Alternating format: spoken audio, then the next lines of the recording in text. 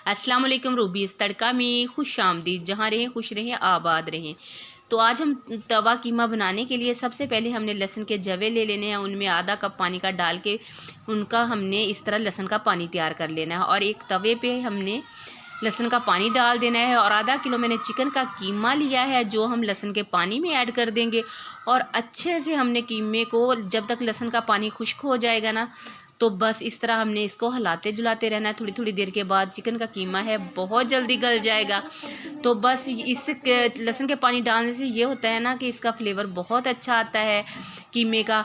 तो इसमें हमने बेसिक मसाले डालने हैं, जिसमें मैंने दड़ा मिर्च का इस्तेमाल किया है, सूखे धनिए का इस्तेमाल किया है, हल्दी का, नमक का इस्तेमाल किया है बस। और 2 बड़े टमाटर लेके उनका मैंने पेस्ट बना लिया और हमने कीमे के अंदर ऐड करके और इसी पानी में ये मसालों की भुनाई भी हो जाएगी। ये देखिए अब टमाटरों का पानी हो गया है खुश्क। तो हमने एक साइड पे तवे पे थोड़ा से कीमे को इस तरह साइड पे कर लेना है और हमने इसके अंदर ऑयल डाल देना है तकरीबन आधा कप के करीब। बस इस ऑयल के अंदर हमने थोड़ी सी कसूरी मेथी और ज़ीरा ऐड कर देना है। ये जब ज़ीरे और कसूरी मेथी की बुनाई थोड़ी सी हो जाएगी ना, तो बस फिर हमने इस कीमे में मिक्स कर देना है अच्छे से तमाम चीज़ों को। 3 से 4 अदद हमने हरी मिर्चें साबुत ही डाल देनी है ताकि हल्की हल्की वो भी फ्राई हो जाएं, खाने में मज़ेदार लगें। बस इन सब चीज़ों को अच्छे से हमने मिक्स करके 5 मिनट के लिए हमने इसकी भुनाई कर लेनी है।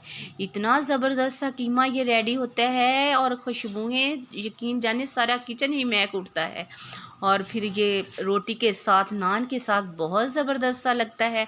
आपने ज़रूर ट्राई करना है और फिर मुझे फ़ीडबैक में बताना है आपको कैसा लगा कीमा।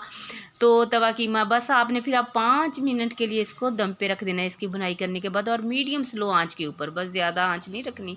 तो ये देखें कितनी प्यारा हमारा कीमा तैयार हो चुका है।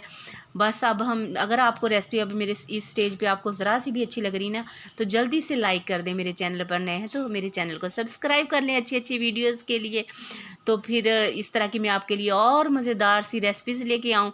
बस अब आपने क्या करना है, आपने अदरक के साथ, हरी मिर्चों के साथ इसकी गार्निश कर देनी है और गरम गरम रोटी के साथ, नान के साथ इसको पेश कर देना है। बनाएं और खाएं और अल्लाह की नेमतों का ढेरों ढेर शुक्र अदा करें जिसने हमें इतनी प्यारी नेमतों से नवाजा। अल्लाह हाफिज़।